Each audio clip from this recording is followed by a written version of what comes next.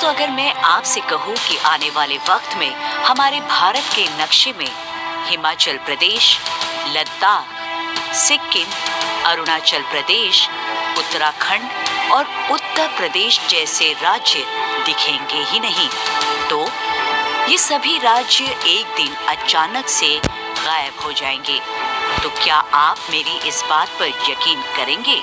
दोस्तों, ये सभी राज्य हिमालय में घुसते जा रहे हैं और इन प्लेट्स के टूटने का आलम यही रहा तो वो दिन दूर नहीं जब ये राज्य भारत का वर्तमान नहीं बल्कि इतिहास बनकर रह जाएंगे। अफसोस की बात तो ये है कि अब तक किसी का भी ध्यान इस तरफ नहीं गया और यही बात इन राज्यों के लिए एक बड़ी खतरे की घंटी है, क्योंकि ये प्रोसेस अब शुरू हो चुका है।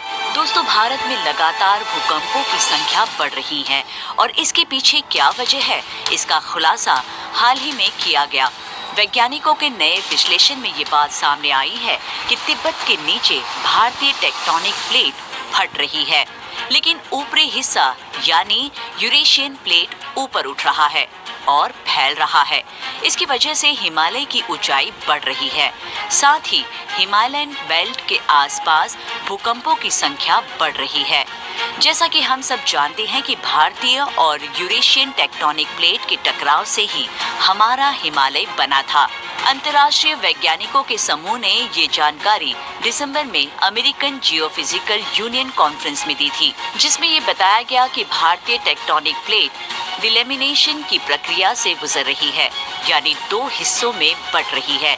चलिए जानते हैं आखिर ये टेक्टोनिक प्लेट्स होती क्या है। पृथ्वी का बाहरी आवरण यानी शेल्स बड़े बड़े टुकड़ों से बना होता है, जिसे टेक्टोनिक या लिथोस्फेरिक प्लेट भी कहा जाता है।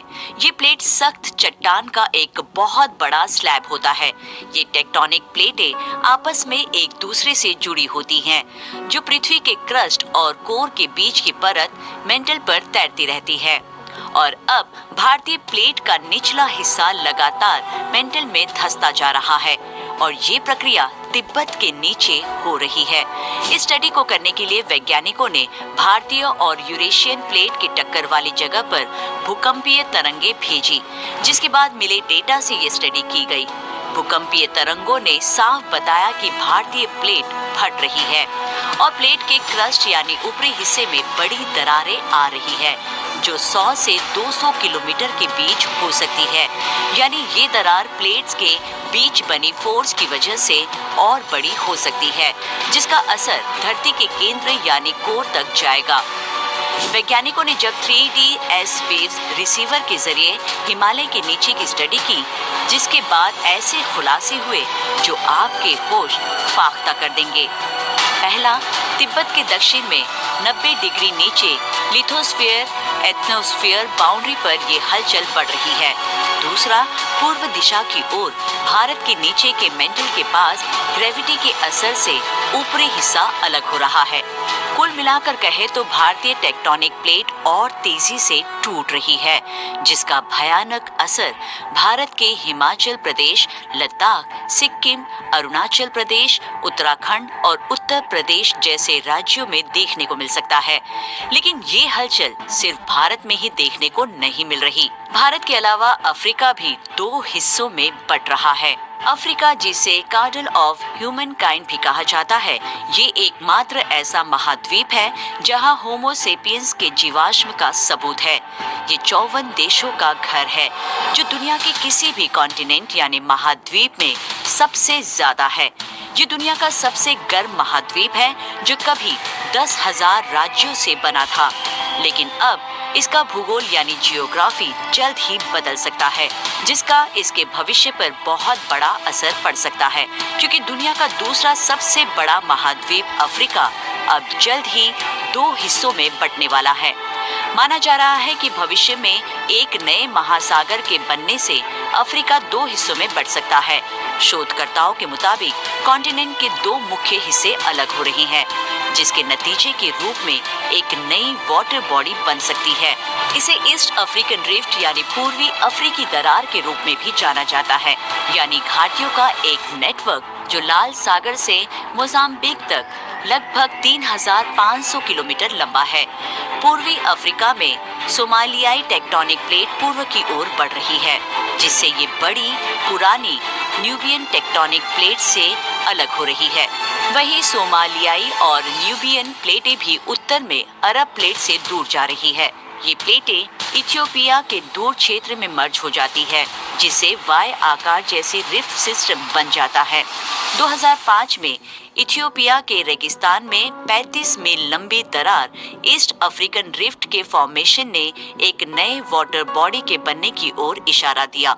ये दरार समुद्र के तल पर होने वाली टेक्टोनिक प्रोसेस की वजह से बनी थी। क्रैक को 3 टेक्टोनिक प्लेटों के बॉर्डर के रूप में दर्शाया गया था, जो पिछले कुछ समय से आपस में दूरी बनाए हुए हैं।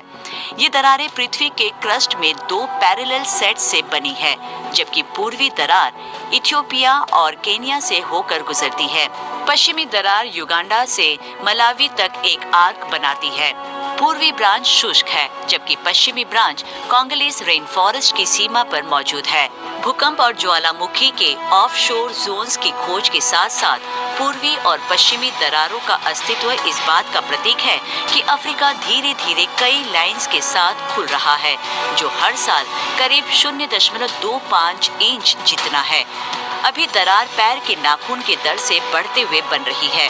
पूर्वी अफ्रीकी दरार असल में इथियोपिया और केन्या के बीच पृथ्वी के सबसे गर्म, कमजोर ऊपरी हिस्से से बहने वाली गर्मी की वजह से बना था।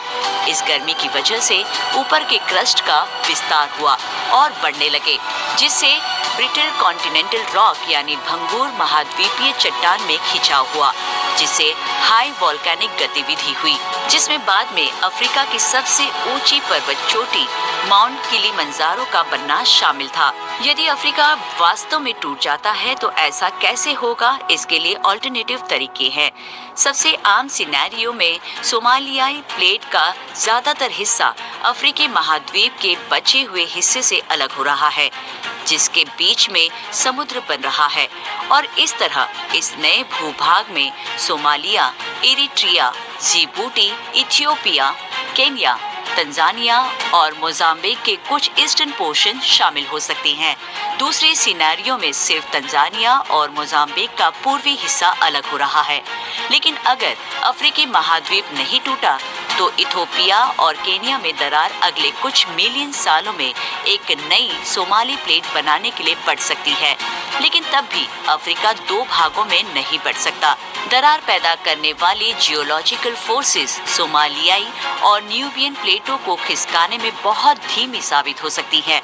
पृथ्वी के दूसरी ओर असफल दरार का एक प्रमुख मामला मध्य महाद्वीप दरार है, जो उत्तरी अमेरिका के ऊपरी मध्य पश्चिम में लगभग 1900 मील या 3000 किलोमीटर तक घूमती है।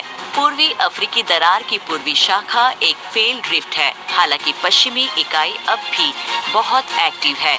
तो क्या ये दरार अपनी अभी की स्पीड से